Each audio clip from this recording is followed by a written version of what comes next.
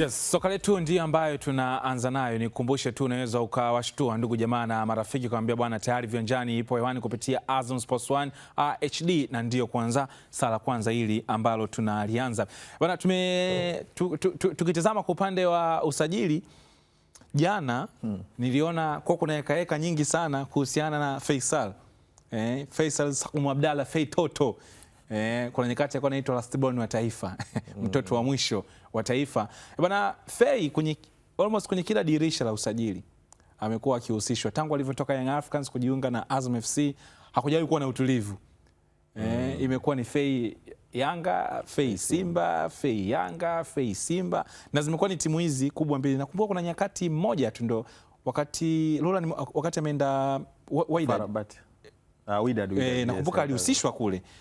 Na kuna nyakati pia Afrika Kusini Kaizer iliguswa kidogo. Ni nini hasa, ni talent aliyokuwa nayo au wapigisha shoti tu?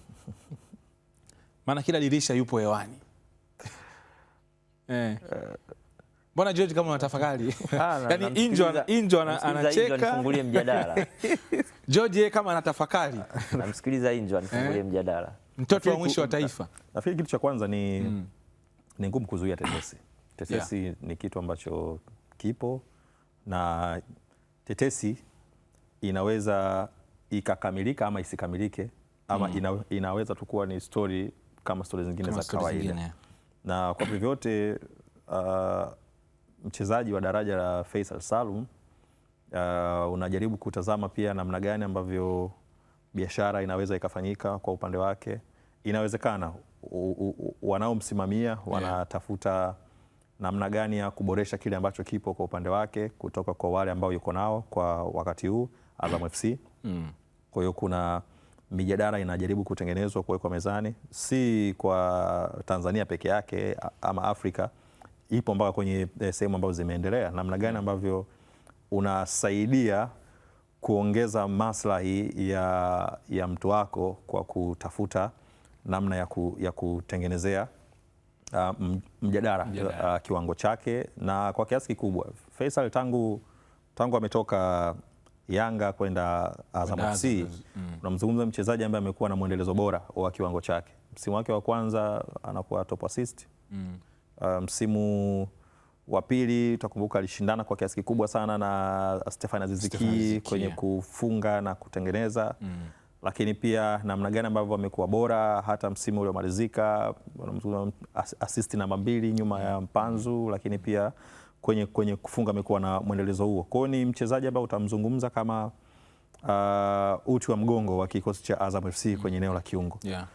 Kwa hiki ambacho kinatokea hakiji kwa bahati mbaya. Kwa hiyo inawezekana katika pande zote mbili kutafuta maslahi yake binafsi, kupata kilicho bora zaidi ya hiki, lakini kukaribisha wale ambao wanaweza kumpa changamoto mpya.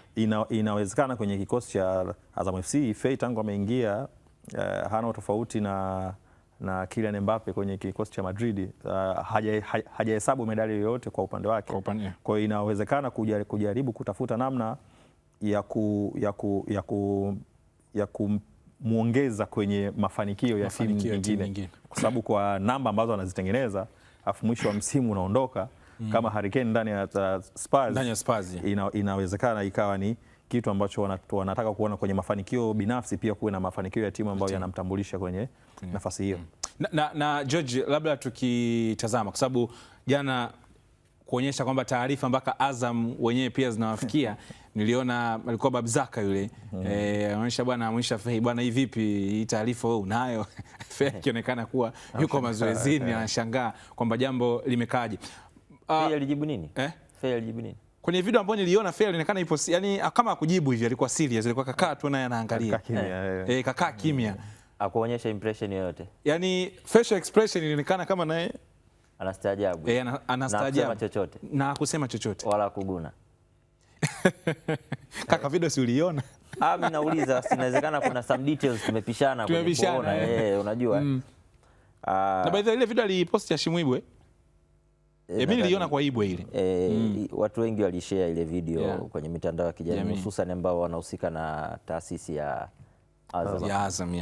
Lakini nadhani ni video ambayo ilikuwa imerekodiwa mahususi kwa ajili ya kama kuonyesha kinachozungumzwa na uhalisia wa mambo yalivyo kwenye kambi yao kwa sasa ikoje, na kumwonyesha mhusika mwenyewe ambaye anazungumzwa katikati ya hiyo story, yeye ana taarifa gani au ameionaje au ameichukuliaje ile. Ingekuwa tofauti sana katika hali ya kawaida na kiungwana, ingekuwa ni tofauti sana kama mchezaji mwenyewe angeonyesha respondi nyingine tofauti na ile ambayo ameonyesha. Lakini kitendo cha yeye kukaa kimya pia inapaswa uwe unasoma vitu ambavyo viko katikati ya mstari. Yani kwa nini hakuonyesha kusema hapana, hakusema ndio? Ni kama vile naye Kaguna tu kama kashtushwa. Unajui kuna Samson ni kwamba kashtushwa katika namna ipi, kwamba okay naye ni jambo geni kwake, au kwamba okay limefikaje huko lilikofika. Nadhani naye kaliacha katika namna hiyo, kwamba kila mtu ang'amue vile atakavyokuwa anaweza. Lakini kitu muhimu zaidi kwa Azam ni kwamba Faisal yuko kwenye mazoezi ya timu kujiandaa na msimu mpya. Lakini kitu cha uhakika kabisa ni kwamba Faisal bado ana mkataba wa mwaka mwingine na Azam. Sasa mara nyingi swali au mjadala umeanzia kwenye kwa nini kwenye kila dirisha Faisal anazungumzwa kwanzia ameenda Azam. Tangu ameenda Azam kila dirisha kubwa sio dogo. Nakumbuka msimu uliopita kuna majibu Zaka aliyatoa, alisema sasa tumechoka. Kwa sababu kila msimu mnatuuliza swali hilo. Nakumbuka kauli ambayo alitumia, alisema tetesi mnazianzisha nyinyi afu mnataka sisi tufafanue. Unajua kuna muda mwingine inachosha kama kila wakati unapaswa kurejea mazungumzo ya kitu hicho kimoja, hususan kwa miaka takriban mitatu.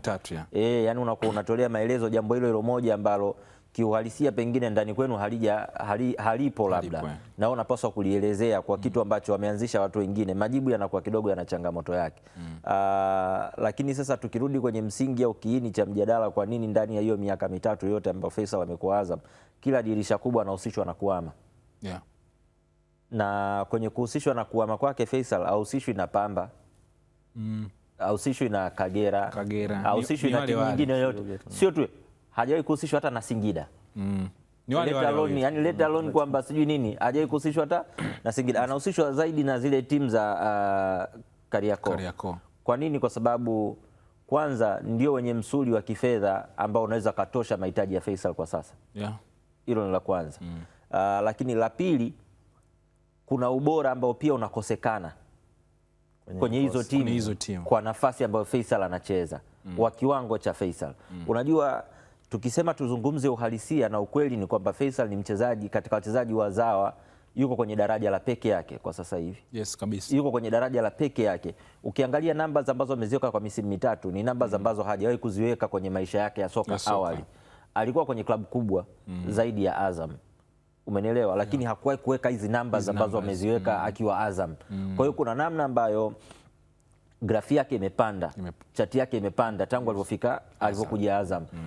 Na hii ni kitu ambacho kilikuwa ni cha kutarajiwa, kwa sababu kwa umri ambao alikuwa ameondokea pale na alipo huku, tunasema ule ni umri ambao mchezaji anakuwa yuko katika umri wa ukomavu kisoka.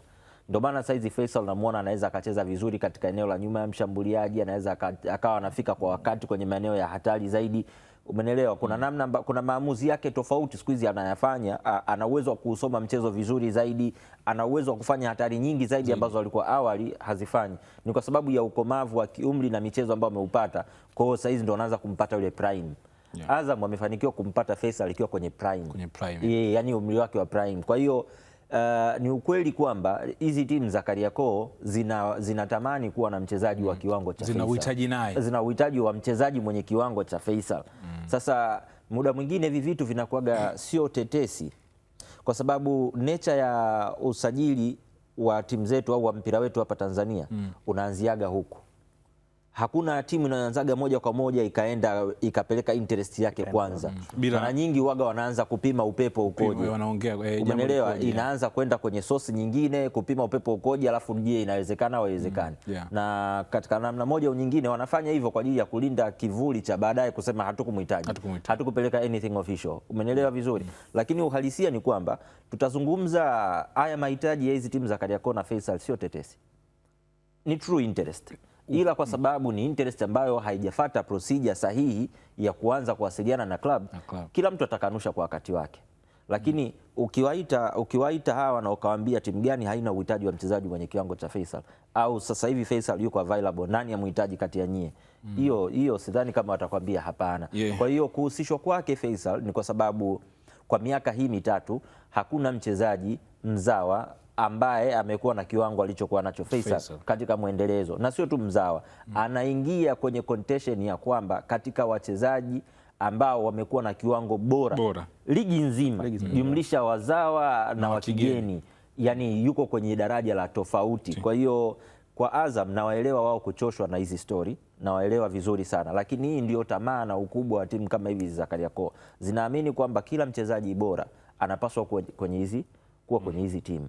Lakini sasa ni kitu cha kushangaza kidogo kama Faisal alianzia Kariakoo alafu kaenda huku alafu tayari amekuwa na ubora kuliko vile alivyokuwa Kariakoo. Kwa hiyo ni kitu cha kawaida kwa Faisal kuhusishwa kwenye kila dirisha la usajili, kwa sababu kwenye kila dirisha la usajili inaangaliwa possibility ya Faisal kuondoka, kwa sababu wapo wanaoamini kwamba Faisal hastahili kuwepo Azam, lakini Azam wanakuonyesha kwamba wana uwezo wa kuwa na mchezaji kama Faisal na wakamcontain. Kwanza Azam mtu wenyewe kuwa na Faisal kwa miaka takriban mitatu sio jambo dogo, jambo la ziada. Yani fedha ambayo iliyowekwa pale, hiyo kwanza inaonyesha dhamira ya dhati kwenye uwekezaji wao wa kisoka kwamba wamekuwa na mchezaji ambaye ni top, na sidhani kama Azam wamekuwa na mchezaji kama Faisal kwa kipindi cha hii miaka 6 let alone mitatu ambayo Faisal amekuwepo kwa kipindi cha hii miaka 6 hii ambayo amekuwa nayo, sidhani kama Azam amekuwa na mchezaji mwenye ubora wa msimu uliopita goli 15 assist 9. Kwa hapo ukitazama kwa upande wa ligi kuu peke yake hiyo ni contribution ya mabao 24. Msimu nyuma assist 13, magoli 4, contribution ya magoli 17 hii. Kwa hiyo ukitazama kwa misimu miwili mfululizo ukitoa na ule wa nyuma ambao alikuwa akimbizana na Aziz Ki alifunga goli 19, assist 16. Yes. Hapo alikuwa kujumlisha zaidi ya goli 30. Kwa hiyo kwa misimu mitatu mfululizo na mchezaji ambaye kwa msimu ana uhakika wa kukupa mchango wa magoli 15. Sasa ni sawa na kusema umeona katika hiyo misimu yote mitatu katika hiyo misimu yote mitatu ambayo umezungumzia, jina la Faisal liko kwenye ushindani wa mchezaji bora wa msimu. Kabisa. Achilia mbali kwamba tuzo hazijatolewa msimu juzi na msimu jana, lakini kwenye ule mjadala wa kwanza wa mchezaji bora wa msimu katika hii misimu yote mitatu jina lake lipo. Kwenye haya mazingira ambayo pia tunagusa kwenye eneo, inawezekana Azam msimu uliopita walizungumza sana. Safari wameamua pia wamuonyeshe na mchezaji mwenyewe reaction namna ambavyo ilivyo. Inawezekana George amegusa kitu, inawezekana ikawa ni sehemu ya upigishaji ule wa shoti. Kwa sababu wanasema sometimes watu wanaomsimamia mchezaji au inawezekana upande wa pili, kwa sababu kuna baadhi ya mawakala washawahi kudeclare kwamba bwana, kuna muda tunatengeneza stori za uongo tu ili kupandisha thamani. Mike Richard aliwahi kusema kwamba Mike Richard anasema kwamba waliwahi kupiganisha kwamba anahitajika na Real Madrid, anahitajika wakati Manchester City. Kwa hiyo Man City walivyoona ile taarifa, anasema City akapewa mkataba mpya na ulikuwa na thamani kubwa zaidi, wenye thamani kubwa. Ni kitu ambacho nimekizungumza mwanzo kwamba kwa namna gani ambavyo tetesi zipo katika makundi tofauti. Zipo za kutengeneza ambazo kujaribu kutafuta kuongeza thamani, namna ya kupandisha thamani ya mchezaji husika, na kwa kiasi kikubwa inawezekana kujaribu kupandisha thamani ya mchezaji ama ni ukweli mchezaji anahitajika. George amesema ukipima mzani wa vikosi vya Kariakoo kwenye nafasi ambayo Faisal anacheza, unaona kuna utofauti mkubwa kati yake na wale ambao wanacheza kwenye nafasi ya pale. Kwa hiyo kwa kiasi kikubwa unaona ni mchezaji ambaye ana contribution kubwa na mwendelezo bora wa kiwango chake tangu ameingia kwenye kikosi cha Azam FC. Kwa hiyo inawezekana kwenye maguso yote uhitaji wake kwenye vikosi vya Kariakoo ni kwenda kuongeza ubora kwenye timu hizo, lakini pia kutafuta namna gani ya kumwongezea ulaji Faisal ndani ya kikosi cha Azam FC, kwa sababu kuna tetesi wanasema tayari alikwisha kutana na mmiliki, walikwisha yazungumza na namna gani ambavyo waliseto kwenda kwenye kusaini mkataba mpya. Lakini huwezi kuseto kwenye kusaini mkataba mpya kama kutakuwa na vitu vile vya miaka iliyopita. Kwa hiyo maana kutakuwa na ongezeko la kitu kwa upande wake. Kwa hiyo inawezekana kwenye kutafuta riziki, jambo jipya kwamba mbaki mwaka mmoja. Yes, mbaki mwaka mmoja hivi sasa. Kwa hiyo inatafutwa namna ya kujaribu kuweka hizo vitu. As much as na huwa na deal na haya maswala. Unajua shoti inatengenezwa kwa mchezaji ambaye takwimu zake hazimbebi. Takwimu hazimbebi, yani hana uhakika, anatafutiwa power. Na mnatafuta maslahi pengine makubwa kuliko uhalisia wa takwimu zake. Pengine, umenelewa? Lakini kwa mchezaji kama Faisal kashavuka hilo daraja. Yani daraja la shoti yeye kashalivuka. Yani saizi yeye yuko kwenye daraja ambalo soko ndo linamhitaji yeye. Demand yake ni kubwa sokoni. Umri wake unamruhusu, ubora wake kwa misimu mitatu ambayo imepita uko juu kuliko mtu mwingine yoyote unafikiria kwa sasa hivi. Kwa hiyo Faisal ana uwezo wa kusema sasa hivi hata line ya simu akabadilisha. Na nyie ndo mkahangaika. Sio kama unanielewa vizuri. Sasa katika mtu ambaye anapaswa kuwa naye makini sana ni Faisal mwenyewe. Katika maisha yangu ya kudili na haya maswala sijamwona mchezaji ambaye hatabiriki kama Faisal. Sijamwona mchezaji ambaye hatabiriki. Nitakwambia hata Morrison hajawahi kuwa na akili kama ambayo yuko na Faisal. Yani is the most unpredictable person unaweza kumkuta kwenye soko la Tanzania. Sasa hivi mnaweza mkaongea na mkakubaliana na dakika 2 baadaye akawa amebadili msimamo kana kwamba ule msimamo wake mpya alikuwa nao miaka 2 nyuma. Yani is the most unpredictable person. Kwa hiyo kwa kiasi kikubwa kama vile ambavyo tetesi zinazungumzwa za yeye kuhitajika huku na kule, anaweza akaongea na akakubaliana na watu na kesho yake akaamka kama vile hamkubaliana kitu na kama hamkuwahi kuongea for the past 2 years. Hajui chochote na unachokizungumza. Yani kwa hiyo ni kitu ambacho kiko inawezekana leo yuko mazoezini na akaonyeshwa ile bwana hapa kuna tetesi unaambiwa hivi naye akaguna kwamba mbona ni kitu ambacho kipo. Alafu the next day usimuone kabisa kama vile hakuwahi ile video haukuwahi kumuonyesha, hakujua chochote unachokizungumza na msimamo wake ukawa mimi naondoka. Na vile vile nyie ambao mnaona kama mko kwenye nafasi nzuri ya kumpata, kesho yake akaambia bwana, mkashangaa tu kesho yake picha kaongeza kandarasi yake. So is the most unpredictable person. Yes, na kwa upande wa Faisal na profile yake namna ambavyo ilivyo, unaweza kaona wote kwa pamoja hapa tunaamini moja kati ya mchezaji ambaye amekuwa bora sana katika ushiriki wake au utumishi wake wa mpira wa Tanzania kwa daraja la ligi kuu, na mchezaji ambaye Watanzania wengi wamemwona akiwa anakuwa kutoka kwenye nafasi moja mpaka hapa alipofika. Utambulisho wa kwanza watu wanamwona anacheza kwa Mwinyi Zaera, alikuwa kama kiungo mkabaji namba 6. Akacheza sana lile eneo, baadaye kama namba 8, lakini Nasruddin Mohamed Nabi akamsogeza kwenye advanced position kama namba 10 na matokeo yakaanza kuonekana. Msimu wake wa kwanza na Nabi akafikisha idadi ya mabao ambayo hakuwahi kufikisha. Alifunga goli 6. Goli 6 kwenye msimu, goli ambazo alikuwa hajawahi kufunga.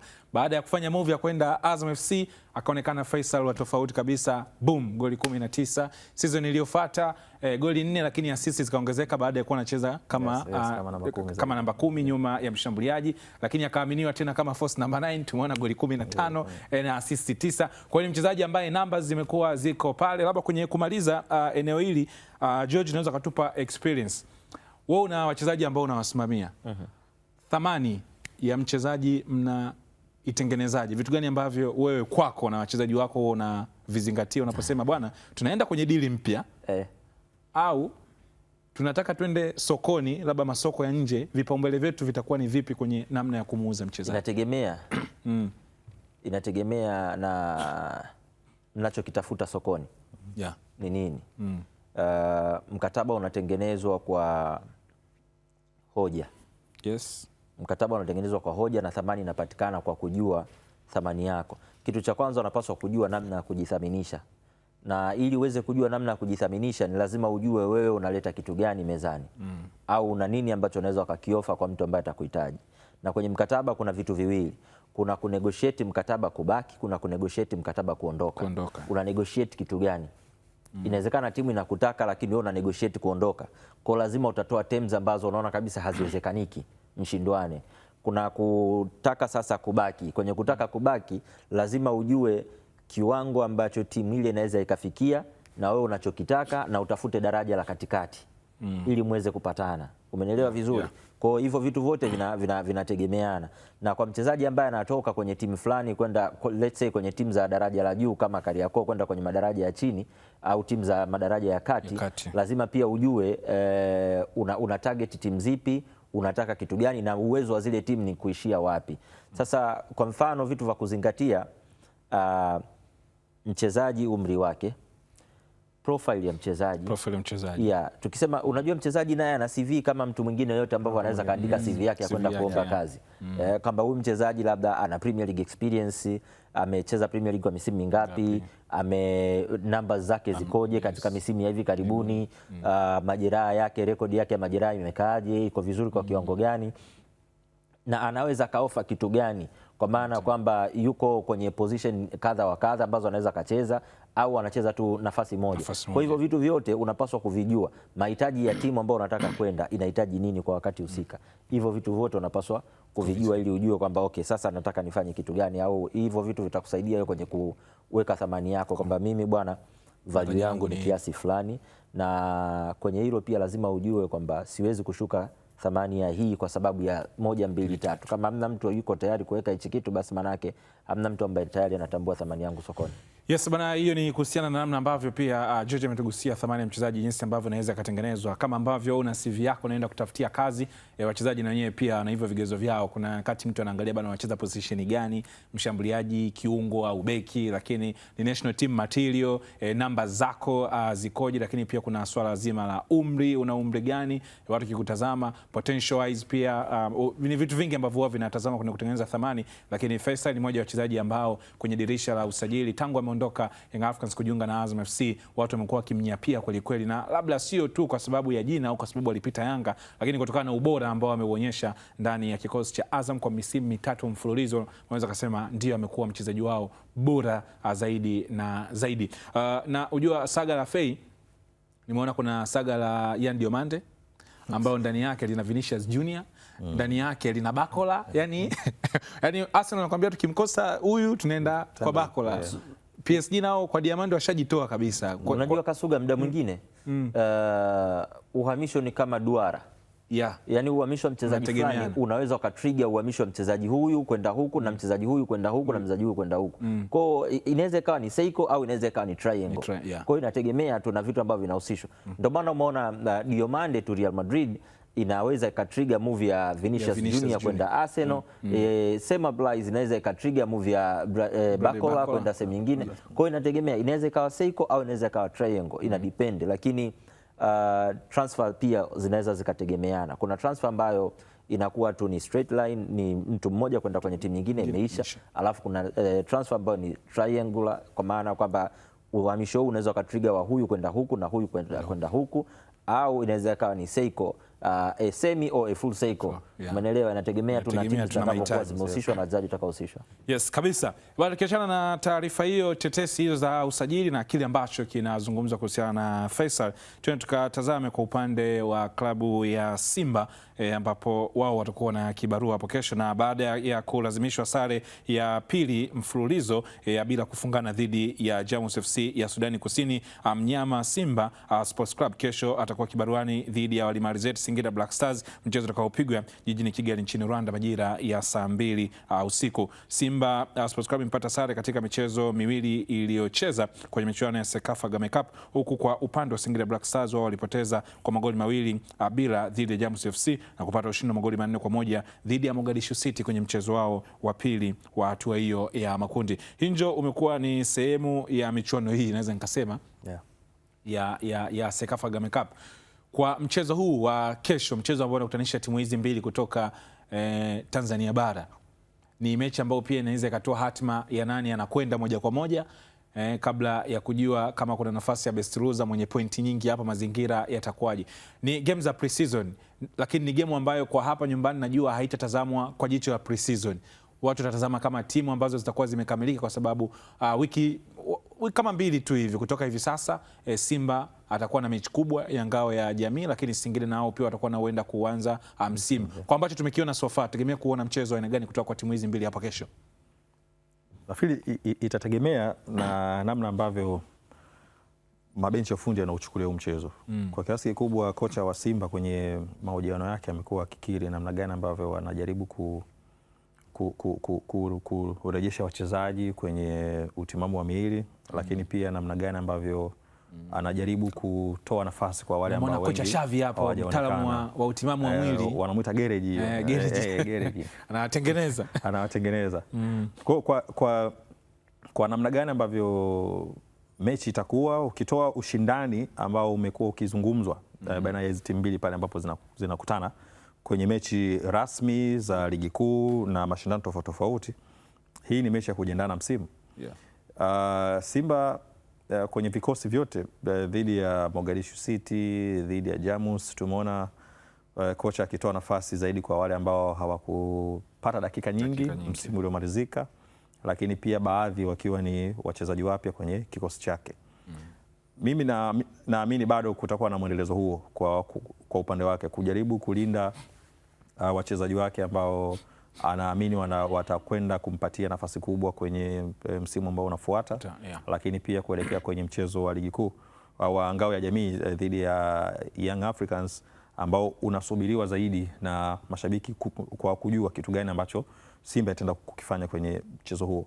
Na kwa upande wa Singida, unaona nao wapo kwenye majaribio kadhaa ya wachezaji tofauti tofauti ambao hawakupata chansi kwenye msimu uliomalizika na wale wapya.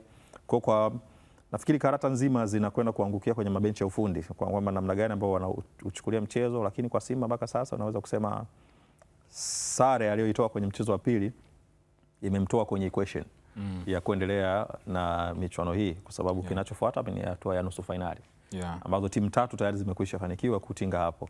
Al Hilal, unamzungumza Vipers sambamba na Rayon Sports. Kwa hiyo ni kati ya Jamus moja tu ama na Singida ambaye tayari ana pointi 3. Kwa hiyo kwa Singida akishinda atakuwa na pointi 6. Na ukitazama kundi lao, kundi B, Jamus ana jumla ya alama 4. Singida ana alama 3, Simba ana alama 2. Kwa hiyo Mogadishu yeye atakuwa anakamilisha ratiba. Mogadishu anakamilisha ratiba, lakini atakamilisha vipi mbele ya Jamus? Mbele ya Jamus. Amruhusu kwenda nusu au Singida atakamilisha vipi mbele ya Simba?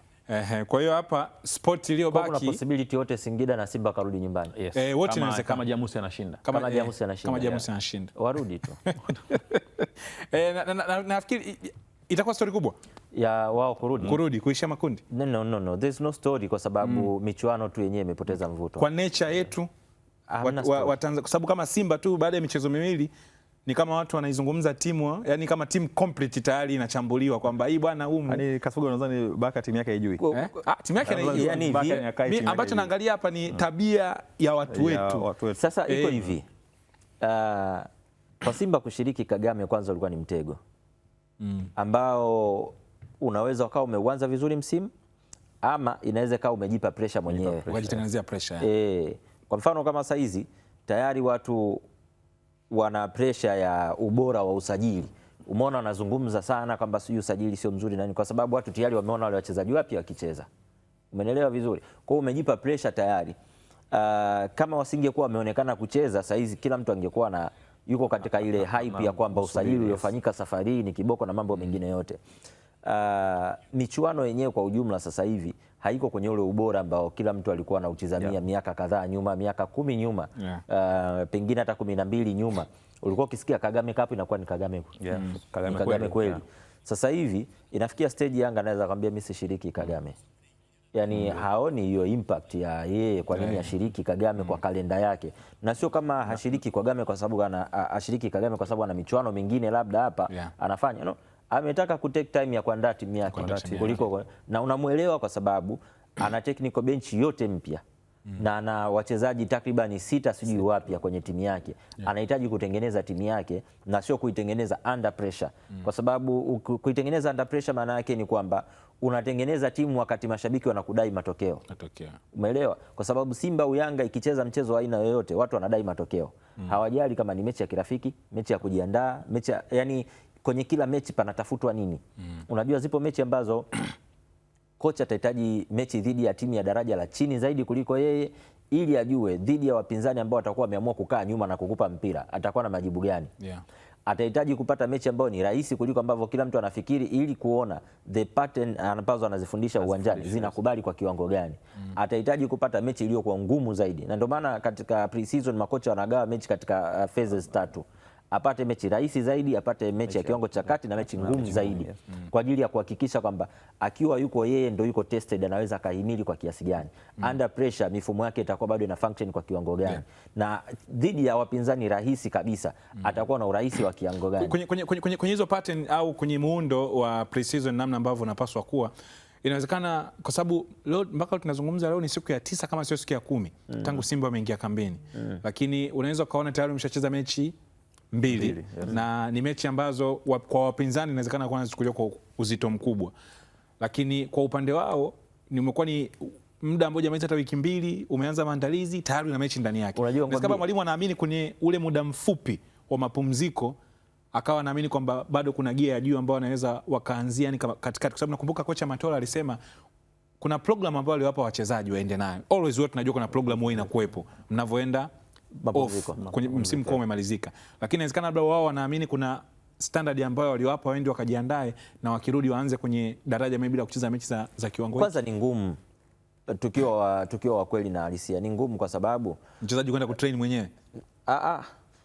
Kwanza kuna shida ya discipline kwa wachezaji binafsi, lakini la pili, kwa misimu 3 wachezaji hao hawajawahi kupata mapumziko ya kutosha. Kalenda imekuwa ni ngumu sana kwao, kwa hiyo wachezaji lazima warudi na fatiki ya kutosha. Hilo lazima tukubaliane. Tukisema tuangalie ligi yetu imeisha tarehe 30 ya mwezi wa 6. Simba mchezo wake wa mwisho kacheza tarehe 4 ya mwezi wa 7, finali ya CRDB tarehe 4 ya mwezi wa 7, tena mchezo wa finali dhidi ya Azam. Ni mchezo mgumu sawa.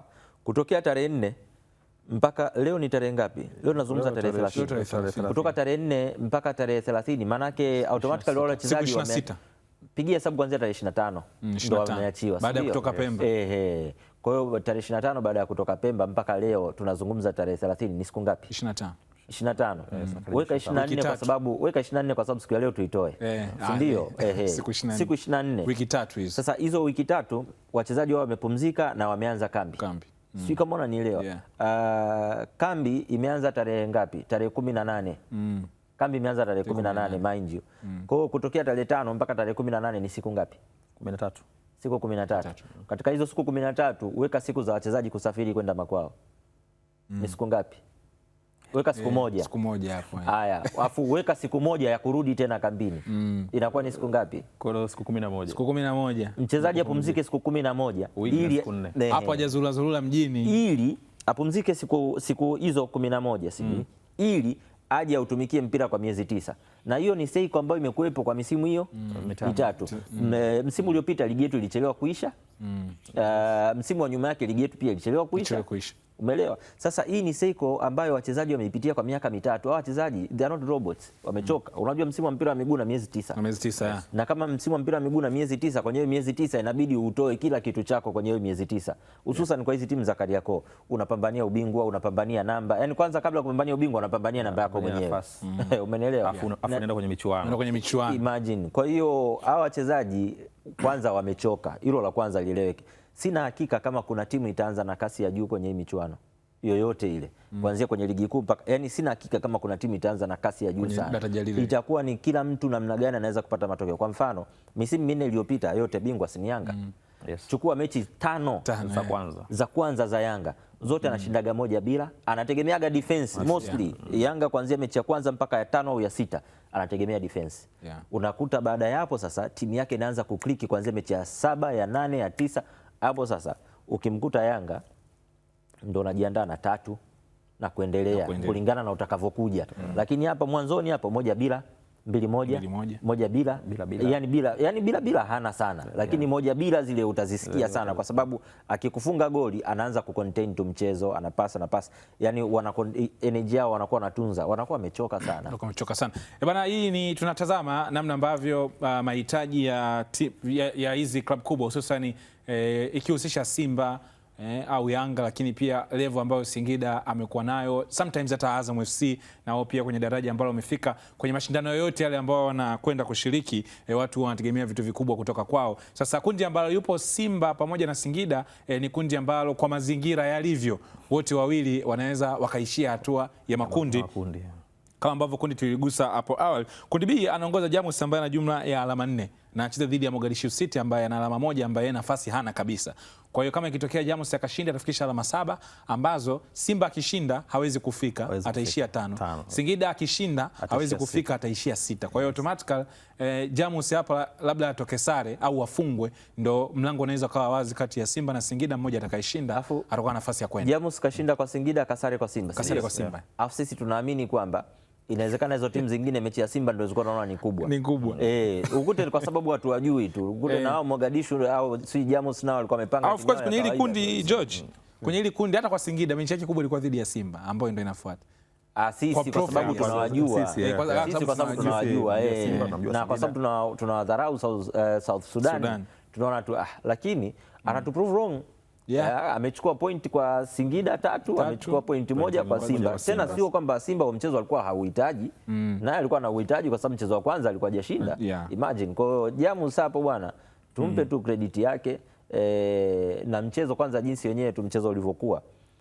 Nilikuwa namwangalia namsikiliza Haruna pale half time anasema kwamba yeye mwenyewe alikuwa hakutegemea kile ambacho alikuwa anakicheza Jamus, na kama ndo anacheza vile basi mechi ngumu. So Jamus apewe tu credit yake, alijiandaa vizuri na hiyo michuano na nadhani anafanya vizuri so far. Yes, na muundo wa mashindano ni kama ambavyo ilikuwa mwaka jana. Makundi ni matatu, vinara wa makundi wote wanapata nafasi ya kufuzu katika hatua inayofuata ambayo ni hatua ya nusu finali, na baada ya hapo timu ya ambayo tunasema ni best loser, timu yenye point nyingi zaidi ambayo imeweza nafasi ya pili inapata nafasi ya kwenda, na timu hiyo tayari imekwisha patikana. Maana Sport ambayo imebaki ni kinara wa kundi B pekee. Kwa hiyo ukitazama kwa namna ambavyo mazingira yalivyo, Vipers wao wamepita kama vinara wa kundi A wakiwa na jumla ya alama 6, wakati kwa upande wa kundi C Al Hilal wao wamepita kama vinara wa kundi wakiwa na jumla ya alama 6, lakini kwa upande wa Rayon Sport wampita nafasi ya pili kwa sababu na jumla ya alama 6. Ni alama ambazo hakuna timu nyingine inaweza kazifikia katika timu ambazo zina nafasi ya kumaliza katika nafasi ya pili. Kwa hiyo hizo ni timu 3 ambazo tayari zimekwisha fuzu katika hatua inayofuata ambayo ni hatua ya nusu finali. Kwa hiyo bado timu moja tu kutoka kwa upande wa kundi B. Nikukumbushe tu hii ni Viwanjani, unatazama live kupitia Azam Sports 1 HD. Bado tupo kwenye soka tupo kwenye sala kwanza na tunatazama kwa upande wa soka letu taarifa kutoka hapa nyumbani Tanzania. Mimi ni Ibrahim Kasuga, nipo na Jojo pamoja na Ayubu Hinjo. Kwa pamoja bado tunaendelea kukupa taarifa lakini pia kukupa uchambuzi. Tukiachana na kile ambacho tunakitaraji katika michuano hiyo ya Sekafa Game Cup hapo kesho kwa wakilishi hao wawili wa Tanzania, kwa upande wa kocha cha Young Africans wao bwana wanaendelea kujiandaa pale Avic Town ikiwa ni sehemu ya maandalizi ya msimu mpya, wakiwa na benchi jipya la ufundi, lakini pia wachezaji wapya takriban 8 wote wapo kambini, isipokuwa tu kwa upande wa Peter Shalulile ndiye ambaye bado hajajiunga na kikosi, lakini natarajiwa mwanzoni mwa mwezi ujao ambapo mbaki siku moja tu kabla ya mwezi mpya kuingia mwezi Agosti, naye atakuwa anajiunga na kikosi hicho. Namuona Job hapo kumuona Dickson Job, George familia mnanichanganya. Dickson Job akiwa ananyoosha hapo kumwona kwake pia namaanisha kwamba yupo fit kwa 100%. Clement Mzize naye pia tumemwona alikuwa mazoezini, inaonekana wako fit na uzuri tupo na mwanafamilia hapa George. Dickson Job kumwona hapo akiwa ni sehemu ya wachezaji ambao na wasimamia, yupo vizuri kwa ajili ya ushindani msimu huu. Nadhani taarifa zaidi za kidaktari nini wanapaswa kuzungumzia klabu yake. Lakini anaendelea vizuri, ndio maana yuko kambini. Ila sina uhakika kama yuko tayari kuanza msimu sambamba na wengine, kwa sababu jeraha lake alikuwa dogo, lilihitaji upasuaji na upasuaji ulifanyika, ulikuwa wa mafanikio sana. Sasa hivi yuko kwenye kurudi na alianza mazoezi kabla ya msimu kuisha. Mazoezi yake yaligawanyika katika awamu kadhaa. Kwa alikuwa na awamu ya kwanza ambayo tayari ilikuwa inaanza gym na nini. Saizi yuko kwenye awamu nyingine, ndio maana naona ana train pamoja na timu, japo hajaanza kutrain ile full session. Kwa ana train zile session za awali kama hivi ambazo ni za physio, passing drills. Wakati huo anaendelea kuitafuta fitness ya kucheza moja kwa moja. Kwa hiyo nadhani taarifa zaidi klabu yake ndio itakuwa iko kwenye nafasi ya kutolea kwamba amebakisha muda gani, sijui na vitu gani, lakini recovery yake imeenda vizuri mpaka sasa hivi. Kama utakuwa tayari kujibu kwenye hili, kuna experience kama unaweza ukatupa, kumekuwa kuna story au malalamiko kwamba mchezaji atakiwa apate matibabu ya mtindo huu, lakini kama ikawa ngumu, kwa sababu na wewe pia una wachezaji ambao unawasimamia, kuna level au kuna majeraha ya kiwango fulani mchezaji akipata huwa mnahusishwa kwa maana ya management kwamba bwana huyu mchezaji anapaswa kupasuliwa kwa gharama ama not gharama, yani ile tu ile picha kwamba bwana huyu vipi apasuliwe au nani lazima, kwa sababu licha ya kwamba anaweza kawa na kandarasi na timu bado yule ni mwanadamu ambaye ana uhuru wa kuchagua nini afanyiwe na nini asifanyiwe na ushauri. Kazi kubwa ya klabu yake ni kushauri njia sahihi ya matibabu ya jeraha ambalo yuko nayo, na hiyo inatolewa na daktari wa timu kutokana na majibu ya vipimo yatakavyokuwa yamekuja. Kwa hiyo yakisha kuja majibu ya vipimo ndo mnaanza kuambiwa kwamba okay, kutokana na majibu ya vipimo jeraha ni kubwa kwa kiasi gani au ni dogo kwa kiasi gani. Njia sahihi za matibabu ya jeraha hizi ni ya kwanza ni hii, ya pili ni hii. Faida ya kufanya hii ni hili na hii, faida ya kufanya hii ni hii na hii. Pengine labda hasara au changamoto ya kufanya matibabu haya ni 1 2 na hii ni 1 2. Kwa hiyo mnakuwa na uhuru wa kuchagua, lakini uhuru wa kuchagua unarahisishwa na majibu ya kitaalamu kutoka kwa mtabibu ambaye atakupa kabisa ya kisayansi kwamba ni hivi, alafu then mna uhuru wa nyinyi kuchagua na kusema. Kwa mfano mimi wachezaji wangu wote watatu wameshapitia operation katika nyakati tofauti.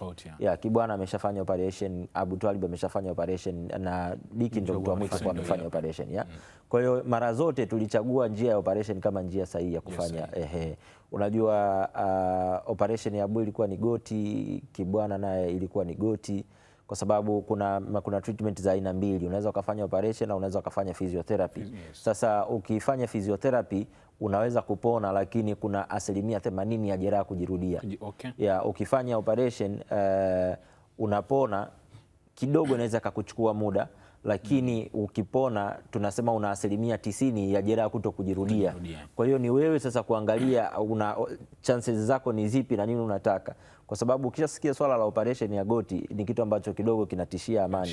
Umenielewa? Na operation za zamani ilikuwa unajua ukisikia hivyo maana yake ni goti linafumuliwa, watu wanaanza angalia sasa, na mara nyingine ikikosea ile operation career yako kimpira inakuwa ndo imeishia hapo. Sasa siku hizi kuna utaalamu zaidi ambao sio lazima wapasue goti zima, kuna namna zao wanafanya, lakini pia timu na zenyewe zimeanza kujiweza zaidi kiuchumi. Matibabu kama unakuta yafanyikia hapa, operation za wachezaji wote tunaozungumza hazikufanyikia hapa. Kwa mfano kama Kibwana pamoja na Msheri operation zao zilifanyikia I think ni Tunisia kama niko sahihi, alafu Diki operation yake imefanyikia South Africa. Kwa hiyo unaona wanajaribu kuinvest kwa kiwango kikubwa kuwapeleka katika sehemu ambayo matibabu yatakuwa sahihi kwa kiwango kikubwa sana. Hao watu hizi injury zao, gharama za matibabu yao, of course ungekuwa kwenye timu nyingine ya kawaida kuna possibility kubwa sana usipate matibabu. Na hiyo ndio moja kati ya advantage kuwa kwenye hizi timu. Na club kama Yanga walikuwa na uwezo wa kuto kukueleza hiyo option ya hayo matibabu kwa sababu gharama yake ni kubwa. Hapa tunazungumzia zaidi ya milioni 20 za kimatibabu na zitaja zaidi ya milioni 20. Sasa nani atakayekuwa aje akwambie bwana Kasuga, hapa unajua saa matibabu yako kuna sehemu huko ni bora zaidi, kuna milioni 20, wakati anajua hapa pia inaweza ikafanyika kwa fedha ambayo ni ndogo zaidi. Sio kama ilikuwa inawezekana kufanyika hapa, lakini walikuwa ni watu ambao wanasema hatuwezi kutake chances za kwa sababu hizi ni karia za vijana, lazima tuwapeleke kwenye sehemu ambayo itakuwa ni bora zaidi na watafanya. Saizi ukimuuliza Abu kashasahau kama alifanya operation, ukimuuliza Kibwana kashasahau kama alifanya operation. Of course Diki naye alikuwa kidogo na hofu kwa sababu ndo ya kwanza kwake na mambo mengine, lakini that is the chance tulipaswa kufanya ili tuwe tayari kurudi kwenye msimu unaofuata, kwa sababu mbali na hapo tungechelewa. Mbali na hapo tungechelewa. Kwa hiyo ilikuwa kwanza ile hali ya kwamba kwetu msimu umeisha ilikuwa inatusumbua. Tulikuwa na target zetu of course, kwa sababu ni msimu ambao umeshapita umeshaisha, lakini our target ilikuwa ni kuchukua tuzo ya beki bora wa msimu. That was our target na tulianza vizuri. Kwa hiyo ile injury na sisi at some point ilituchanganya kwa msimu.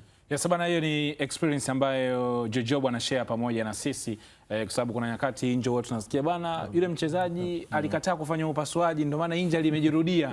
Sasa kuna mtu anakuwa anajiuliza waje au muda umepita mrefu, yani huyu kaumia kipindi hiki miezi miwili mbele ndio unakuja anafanyiwa operation operation, lakini hapa katikati alikuwepo tu anakataa, kwa sababu watu wanapiga mawe utasikia watu wetu wa viongozi wetu hamna kitu. Kuna hiyo, lakini pia kuna wengine waga wanatelekezwa na vilabu vyao kwa sababu ya gharama.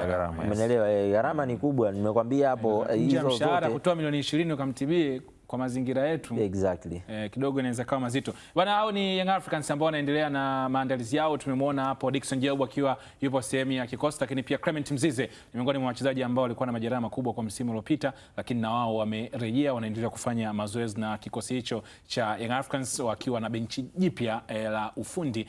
Nao pia tunataraji kuona watakuja na kitu gani cha tofauti. Mchezo wao mkubwa wa kwanza wa kimashindano utakuwa ni Agosti 12, mchezo wa ngao ya jamii, lakini tarehe 9 kuna kilele cha wiki ya mwananchi. Naamini inaweza ikawa ni mara ya kwanza kama katikati ratiba zao zitakaa sawa, tukawaona kucheza mechi ya kirafiki. Lakini nilikuwa namsikia Ali juzi alikuwa anazungumza wana safari yao, wataelekea kanda ya Ziwa. Kwa hiyo akasema kama kuna timu itakuwa tayari huko wasogee tu wapashe kidogo. Kwa hiyo inawezekana watu wa kanda ya Ziwa wakapata hiyo bahati kama kuna timu ambayo inaweza kujitokeza. Lakini kilele cha wiki ya mwananchi bwana, safari itakuwa Katoro kule. Katoro. Huu mji bwana wa Katoro umejipatia umaarufu sana. Sana. Na nikwambie tu kwa mara ya kwanza katika historia mamlaka ya mji mdogo wa Katoro wilayani Geita imepewa heshima ya kuwa mwenyeji wa uzinduzi wa wiki ya mwananchi wa klabu ya Yanga utakaofanyika Septemba 4 mwaka huu.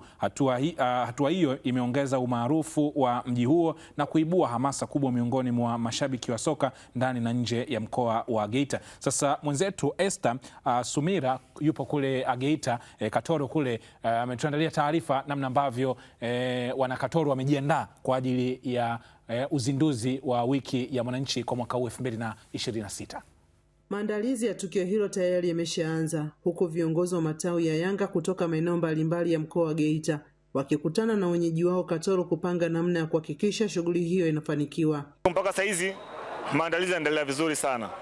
Kama leo mmeona kikao chetu ambacho tumefanya hapa cha viongozi wangu wote wa matawi ndani ya mkoa wa Geita, lengo kubwa tu ni kugawana majukumu ili kufanya urahisi wa hili jambo. Mpaka sasa hizi maandalizi yani kwa asilimia 65 yako vizuri. Kwa hiyo siku zilizobaki hizi 30 na 31 basi mambo yetu yote yatakuwa yako vizuri. Nadhani nyinyi wenyewe waandishi habari mmejionea pale uwanjani, harakati za upambaji wa uwanja unaendelea. Shughuli hiyo inatarajiwa kupokea zaidi ya mashabiki 4,000 watakaoshiriki uzinduzi huo. Tayari tumeshaandaa bajeti na tayari mwanachama mmoja mmoja anachangia, matawi yanachangia, lakini pia tumeweza kutembelea wadau mbalimbali wa kuweza kutuunga mkono ili kufanikisha jambo hili. Tutakuwa na nyama choma za kutosha, tutakuwa na supu, lakini pia tutakuwa na mkesha siku ya tarehe 3 kuamkia tarehe 4. Mkesha huo utakuwa ni wa hatari. Watanzania na mashabiki na wapenzi wa mpira, kumbuka tukuja na mswaki, maana hatutalala mpaka siku ya tarehe 4 ambapo tutashinda, tutakesha tena. Kwa hiyo ni tukio la kihistoria sana. Maandalizi hayo yamekuja kufuatia tamko la msemaji wa klabu ya Yanga Ali Kamwe aliyethibitisha kuwa uzinduzi wa wiki ya mwananchi mwaka huu utafanyika katika mamlaka ya mji mdogo Katoro.